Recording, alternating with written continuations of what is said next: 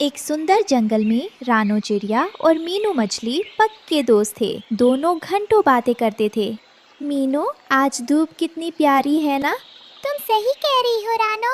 और जरा नीचे तो देखो, आज नदी का पानी इतना साफ और शीतल है कि मुझे गहराई में पड़े। तो ये रहे हमारी आज की वीडियो के प्यारे सब्सक्राइबर्स और फॉलोअर्स के नाम। आयुष, शांति कुमारी, हरविंदर सिंह, दिया मिष्टी, आरोही सक्षम, अनुष्का और जो नहीं चुने गए, चिंता मत करो, अगली बार तुम भी बन सकते हो जंगल के सुपरस्टार। दोस्तों, अगर आप भी चाहते हैं मैं आपका नाम अपनी कहानी में लूं, तो देर किस बात की, जल्दी से कमेंट करके अपना नाम हमें भेजें। शीतल है कि मुझे गहराई में पड़े रंगीन पत्थर भी साफ नजर आ रहे हैं। अभी खुशियाँ चहक ही रही थीं कि कुदरत ने अपना रुख बदल लिया। देखते ही देखते आसमान काला हो गया और तेज बारिश शुरू हो गई। भागो भागो, ये कोई साधारण बारिश नहीं है, ये तो कयामत है। अपनी जान बचाओ दोस्तों। मेरा घोंसला गिर गया, मेरे अंडे, ओ नहीं। नहीं, मैं अपना घर गिरने नहीं दूंगी। मैंने इसे एक एक तिनका जोड़कर बनाया है। तभी हवा का एक भयंकर बवंडर आता है। पेड़ की वो टहनी जिस पर रानो का घर था, देखते ही देखते उसका सुंदर घोंसला किसी कागज की नाव की तरह हवा में उड़ जाता है और दूर अंधेरे में गायब हो जाता है। बचाओ, मेरा घर टूट गया, मैं अब कहाँ जाऊंगी? तूफान अपनी पूरी ताकत दिखा चुका था, लेकिन मीनू पानी की सतह पर आती है और रानो को रोते हुए देखती है। रानो, तुम डरो मत, जब तक मैं हूँ तुम बेघर नहीं रहोगी। लेकिन मीनू, तुम तो पानी में रहती हो, मैं घर कैसे बनाऊंगी? मीनू रानो को नदी की एक शांत कोने में ले जाती है, जहाँ बहुत सारे सफेद और चमकते हुए मोती पड़े थे। देखो रानो, ये सुंदर और मजबूत मोती है। हम इनसे तुम्हारे लिए एक अनोखा घर बनाएंगे। ओ मेरी खुदा, मीनू, ये क्या है? ये सफेद चमकते हुए पत्थर, मैंने आज तक इतना सुंदर कुछ नहीं देखा। ये तो बिल्कुल चांद के टुकड़ों जैसे लग रहे हैं। ये पत्थर नहीं है रानो, ये कीमती और जादुई मोती है। ये जितने सुंदर है उतने ही मजबूत भी। अगली सुबह रानो चिड़िया और मीनू मछली दोनों मिलकर एक छोटा और चमकता हुआ मोतियों का घर बनाते हैं। ये लो रानो, ये वाला मोती बिल्कुल तुम्हारी आंखों जैसा चमक रहा है। इसे घर के दरवाजे पर लगाना। घर बनकर तैयार हो जाता है। वाह मीनू, ये तो जंगल का सबसे सुंदर घर है। जहाँ खूबसूरती होती है वहाँ बुरी नजर भी खींची चली आती है। रानो का चमकता हुआ आशियाना अब जंगल का सबसे बड़ा राज बन चुका था, और ये राज अब उस कान तक पहुँच गया था जिसकी नीयत में ही खोट था। कालू भाई, ओ कालू भाई, गजब हो गया। आपने देखा, उस भीगी हुई रानो चिड़िया ने नदी के किनारे कुछ ऐसा बनाया है कि पूरा जंगल नूर नूर हो गया है। अरे जा, उस मामूली चिड़िया की क्या बिसात, कोई कबाड़ इकट्ठा किया होगा उसने। कबाड़ नहीं कालू भाई, असली मोती, चांद की तरह सफेद और सूरज की तरह चमकने वाले मोती। लोग कह रहे हैं वो घर नहीं, खजाना है। अरे वाह, मोतियों का घर। अगर ये मोती मैं बेच दूं तो मैं अमीर बन जाऊंगा। कालू रानो चिड़िया के पास आता है और झूठ बोलता है। ओ रानो बहन, गजब हो गया। मैं तो उड़ते उड़ते सीधे तुम्हारे पास आया हूँ। मेरी जान हलक में अटकी हुई है। क्या हुआ कालू भाई, तुम इतनी डरे हुए क्यों हो? सब ठीक तो है ना? नहीं रानो, कुछ ठीक नहीं है। मैंने अभी अभी पहाड़ी के पीछे सुना कि जंगल में एक आदमखोर शिकारी और उसके साथ एक खूंखार बाज आए हैं। वे किसी चमकती हुई चीज की तलाश में हैं। वे कह रहे थे कि जो भी चमकता हुआ घर दिखेगा उसे वो तहस नहस कर देंगे और उसमें रहने वाले को पिंजरे में डाल देंगे। क्या? शिकारी और बाज? लेकिन मेरा घर तो बहुत चमकता है कालू भाई, अब मैं क्या करूं? यही तो परेशानी है रानो। तुम्हारी सुरक्षा के लिए मैं कहता हूँ कि तुम आज रात ही ये घर छोड़कर घने जंगल की गुफा में छिप जाओ। आखिर हम भाई बहन ही तो हैं। तुम्हारी जान बचाने के लिए मैं खतरा मोल लेने को तैयार हूँ। मीनू मछली पानी के अंदर से सब सुन रही थी। उसे कालू की नीयत पर शक होता है। कालू कौवा तो घर चराना चाहता है। मुझे रानो बहन की मदद करनी होगी।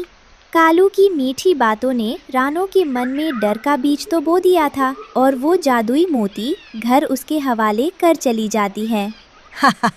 भोली चिड़िया, शिकारी का डर दिखाकर मैंने उसे खदेड़ दिया। अब ये सारे मोती मेरे हैं। 1, 2, 3। इतने मोती हैं कि गिनते गिनते थक जाऊंगा। कालू कौवा अपनी चोंच से एक चमकता हुआ मोती जोर से खींचने लगता है। वो मोती को उखाड़ने के लिए पूरी ताकत लगा देता है। मुझे पता था, ये लालची कौवा रानो का दोस्त नहीं, उसका दुश्मन है। मुझे रानो को अभी सच बताना होगा, इससे पहले कि ये घर को बर्बाद कर दे। मीनू जोर से पानी में छपाक करती है, जिससे रानो का ध्यान खींचता है। रानो जो पास की झाड़ी में छिपी थी वापस आती है और कालू को मोती नोचते हुए देख लेती है। कालू भाई, ये आप क्या कर रहे हैं? आप तो कह रहे थे कि आप पहरा देंगे, पर आप तो मेरा घर तोड़ रहे हैं। अरे रानो, मैं तो बस ये देख रहा था कि मोती मजबूती से लगे हैं या नहीं। हाँ, अगर शिकारी आता तो वो इन्हें आसानी से निकाल लेता। मैं तो बस तुम्हारी मदद कर रहा था।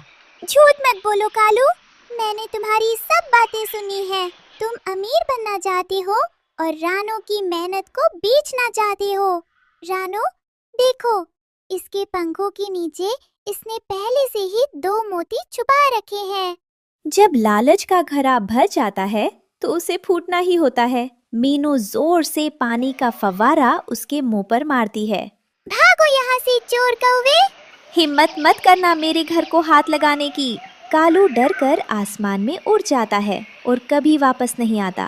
बाप रे, ये मछली और चिड़िया तो बहुत खतरनाक हैं। अगली सुबह सूरज फिर से चमक रहा था। शुक्रिया मीनू, आज तुम्हारी वजह से मेरा घर बच गया।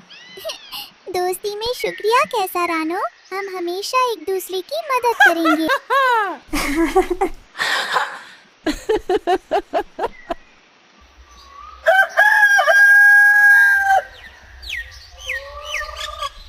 एक ऊंचे पेड़ पर रानो चिड़िया का छोटा सा घोंसला था, जहां वो अपने 3 अंडों का बड़े प्यार से इंतजार कर रही थी। जंगल की सुबह बहुत सुहानी थी और रानो बहुत खुश थी। नन्हे मुन्नो, जल्दी बाहर आ जाओ। तुम्हारी माँ ने तुम्हारे लिए कितने सपने सजाए हैं। तुम आओगे तो ये घोंसला खुशियों से भर जाएगा।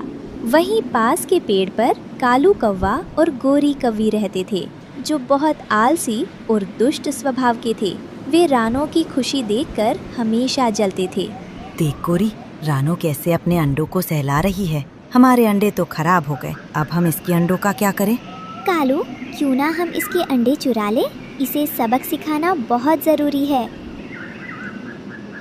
दोपहर में जब रानो दाना ढूंढने गई तो कालू और गोरी ने मौका पाकर उसके घोंसले से अंडे हटा दिए। उन्होंने वहां एक चील का बड़ा सा अंडा रख दिया, जिसे उन्होंने कहीं से चुराया था। जल्दी करो गोरी, रानो के अंडे झाड़ियों में फेंक दो और ये चील का अंडा यहाँ रख दो। जब इसमें से भयानक बच्चा निकलेगा तब मजा आएगा।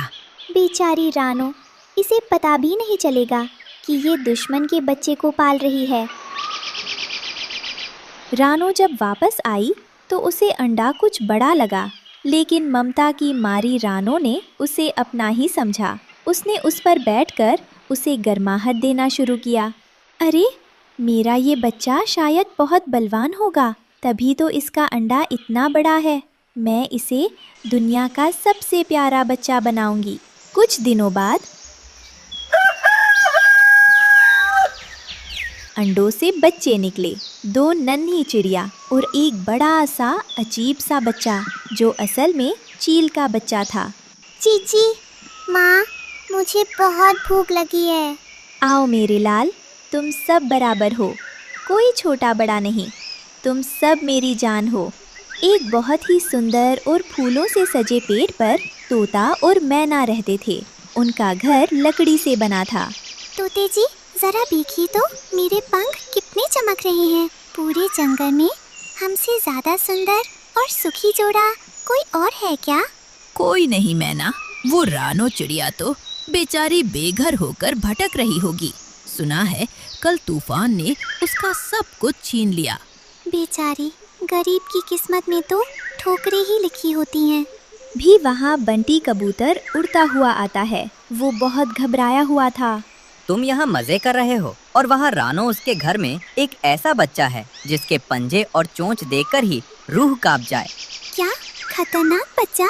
चलो तोते जी, अभी चलकर देखते हैं कि आखिर रानो क्या गुल खिला रही है।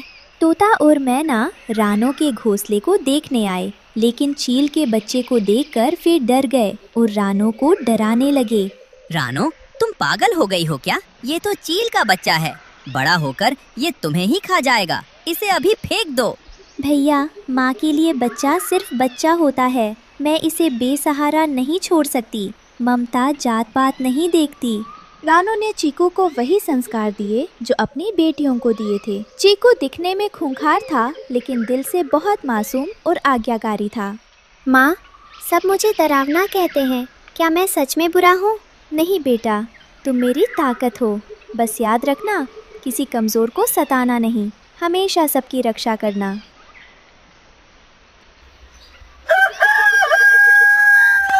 अचानक एक दिन जंगल के ऊपर एक बड़ी और खूंखार चील मंडराने लगी। वो छोटे पक्षियों के बच्चों को उठाने के लिए नीचे झपटी। आज तो बहुत सारे शिकार मिलेंगे। इन नन्हे परिंदों को कोई नहीं बचा सकता। चील ने कालू कौवा के नए बच्चों पर हमला किया। कालू और गोरी डर के मारे कांपने लगे और अपने बच्चों को बचाने के लिए रोने लगे। बचाओ, कोई बचाओ! ये राक्षस मेरे बच्चों को ले जाएगा। कालू, कुछ करो। मैं क्या करूं? मैं इतना ताकतवर नहीं हूं कि चील से लड़ सकूं। रानो ने जब ये देखा तो उसने चीकू को इशारा किया। चीकू ने अपने बड़े पंख फैलाए और तेज आवाज के साथ असली चील की तरफ उड़ान भरी। जाओ बेटा, आज अपनी माँ की दी हुई सीख को साबित करो। किसी को भी मुसीबत में मत छोड़ना। माँ, आप चिंता मत करो, मैं इन सबको सबक सिखा दूंगा। चीकू ने खूंखार चील को हवा में ही रोक लिया। दोनों के बीच जोरदार लड़ाई हुई, लेकिन चीकू की हिम्मत के आगे खूंखार चील हार मानकर भाग गई। खबरदार, जो दोबारा इस तरफ कदम रखा, ये मेरा परिवार है और मैं इनकी ढाल हूँ। अपने बच्चों की जान बचते देख कालू और गोरी की आंखों में आंसू आ गए। उन्हें अपनी पुरानी गलती का एहसास हुआ कि उन्होंने रानो के साथ कितना बुरा किया था। रानो बहन, हमें माफ कर दो। हमने तुम्हारे अंडे बदले थे ताकि तुम्हें दुख हो, पर तुमने तो हमारे बच्चों की जान बचा ली। सच में रानो, ममता जात नहीं देखती। हमने जिसे दुश्मन समझा वही आज हमारा रक्षक बना। कालू ने बताया कि रानो के असली अंडे झाड़ियों में सुरक्षित हैं, क्योंकि वे फूटने से बच गए थे। कालू ने वे अंडे रानो को वापस लौटा दिए। भूल जाओ कालू भाई, जो हुआ सो हुआ। आज मुझे खुशी है कि आपने सच बोला और मेरे घर में खुशियाँ लौट आईं। अब रानो के पास अपने 3 बच्चे और चीकू भी था। पूरा जंगल अब इस अनोखे परिवार की मिसाल देने लगा था। रानो, आज तुमने साबित कर दिया कि परवरिश जन्म देने से बड़ी होती है। चीकू जैसा बेटा पाकर तुम धन्य हो गई। रानो अपने सभी बच्चों को पंखों में समेटकर बैठी थी। सूरज ढल रहा था। बच्चों, हमेशा याद रखना, प्यार ही सबसे बड़ी ताकत है। जो हम दूसरों को देते हैं वही हमारे पास लौट कर आता है। पहली नज़र में यह जंगल किसी जन्नत से कम नहीं था, लेकिन गर्भवती रानो की थकी हुई आंखों में एक अनजाना डर था। उसे तलाश थी एक ऐसे ठिकाने की जो आने वाली कड़कड़ाती ठंड से उसे और उसकी नन्ही गुड़िया को बचा सके। गुड़िया बेटी, ये जगह सुरक्षित लग रही है, लेकिन हमें जल्दी घर बनाना होगा। मेरी हालत और आने वाली सर्दी दोनों ही चुनौती हैं। मम्मा, आप यहीं बैठे, मैं लकड़ियाँ ढूंढती हूँ। रानो एक पुरानी टहनी पर बैठी बूढ़ी फाख्ता के पास जाती है। माँ जी, घर के लिए सूखी लकड़ियाँ कहाँ मिलेंगी? बेटी, इस जंगल में नमी बहुत है, सूखी लकड़ी तो नहीं मिलेगी, पर एक सलाह है, जल्दी कोई गुफा ढूंढ लो। इस साल बर्फबारी वक्त से पहले होगी। रानो के मन में डर बैठ जाता है, पर वो हिम्मत नहीं हारती। रानो की नजर एक नारियल के पेड़ पर पड़ती है। गुड़िया चोंच मारकर एक नारियल में छेद करती है। मम्मा, देखिए ये कितना मजबूत है, इसके अंदर तो हवा भी नहीं आएगी। वाह बेटी, फिलहाल के लिए यही हमारा बसेरा होगा। दोनों माँ बेटी नारियल के अंदर सुरक्षित महसूस करती हैं, पर ये सुख छोटा था। अगली सुबह कालू और गोरी कौवे वहाँ आते हैं। अरे, ये नारियल तो मेरा नाश्ता था। इसके अंदर ये चिड़िया क्या कर रही है? तालू भाई, मैं गर्भवती हूँ, कृपया हमें यहाँ रहने दें। ये घर नहीं, खाना है। निकलो यहाँ से, वरना चोंच मार मार कर बुरा हाल कर देंगे। मजबूरन रानो और गुड़िया को वहाँ से निकलना पड़ता है। वे पहाड़ों की ओर जाती हैं और एक बड़े अनार के फल में छेद करके रहने लगती हैं। तभी मिट्ठू तोता आता है। ए चिड़िया, इस अनार को मैंने कल ही मार किया था, बाहर निकलो। तोते भाई, हमने तो इसे खाली कर दिया है, अब आप इसे नहीं खा सकते। मुझे छिलका खाना है, अगर नहीं निकली तो मैं कौवों को बुला लाऊंगा। तोता कौवों को बुला लाता है। कालू कौवा अनार को चीरने लगता है।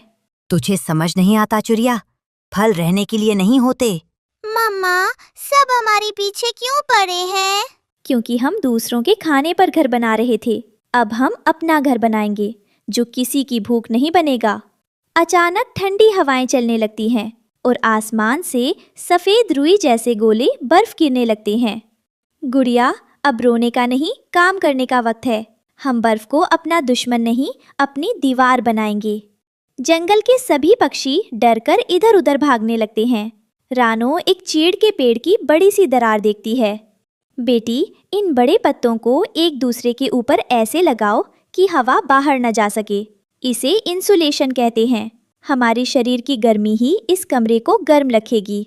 मम्मा, ये तो जादू जैसा है। बाहर तो इतनी बर्फीली हवा चल रही है, लेकिन इन पत्तों की दीवारों के बीच मुझे जरा भी ठंड नहीं लग रही। क्या सच में ये नन्हे पत्ते हमें बर्फ से बचा लेंगे? रानो ने वो तकनीकें इस्तेमाल की जो इंसान इग्लू बनाने में करते हैं। बाहर की करकराती ठंड अब अंदर नहीं आ सकती थी। गोरी, हम तो जम जाएंगे। हमारा घर तो तिनका तिनका होकर बिखर गया। अब हमारे पास सिर छिपाने की जगह भी नहीं बची। कालू जी, काश हमने उस वक्त रानो की बात सुनी होती। वो देखो, उस चीड़ के पेड़ की दरार में बर्फ के उस पहाड़ के नीचे भी रानो का घर चट्टान की तरह मजबूती से टिका है। वहाँ रोशनी है, वहाँ जिंदगी है, और हम यहाँ मौत के करीब हैं। बाहर बर्फीला तूफान था, पेड़ गिर रहे थे, कौवों का तिनकों का घोंसला उड़ जाता है। घर के अंदर रानो को प्रसव पीड़ा हो रही थी। गुड़िया डरी हुई थी। मम्मा, मम्मा, मुझे बहुत डर लग रहा है। बाहर तूफान पेड़ तोड़ रहा है। हाँ बेटी, बस नई जिंदगी आने वाली है। कालू और गोरी रानो के छेद वाले दरवाजे पर आते हैं। वे अधमरे से हो गए हैं। रानो बहन, हमें माफ कर दो, हमें अंदर आने दो, वरना हम सुबह का सूरज नहीं देख पाएंगे। मम्मा, इन्होंने हमें निकाला था, इन्हें मत आने देना। गुड़िया, नफरत हमें जिंदा नहीं रखेगी, दया रखेगी।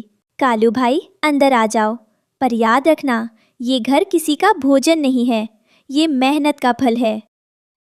कौवे अंदर आते ही वहाँ की सुखद गर्माहट देखकर हैरान रह जाते हैं।